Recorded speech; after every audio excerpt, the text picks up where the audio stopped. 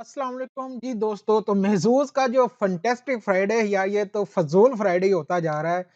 इसका कोई फ़ायदा नहीं है। महज़ूज़ वालों ने ऐसे ही फ़ज़ूल में ये कर दी, इससे अच्छा था यार वो जो डबल टिकट दे रहे थे 35 दिरहम में।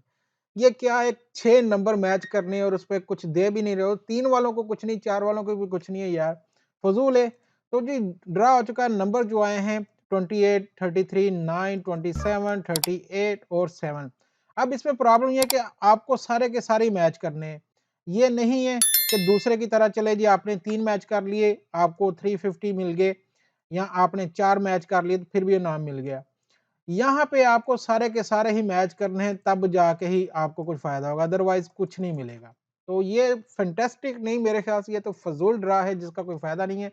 देखिए अब मैंने टिकट में मेरे पास यहाँ पे 3 नंबर मैच हो गए, कुछ नहीं मिला मुझे, ठीक है? ये इस टिकट में भी मेरे 2 नंबर मैच हो रहे थे, चलो 2 पे तो नहीं कुछ या 3 पे तो कुछ देना चाहिए ना, ठीक है? 3 पे भी कुछ नहीं है, 4 पे भी कुछ नहीं, 5 पे भी कुछ नहीं। पिछली बार मेरे 4 मैच हुए थे, कुछ नहीं था मिला, इस बार 3 है, फिर कुछ नहीं मिला और कोई इसका रिज़ल्ट नहीं आ रहा है।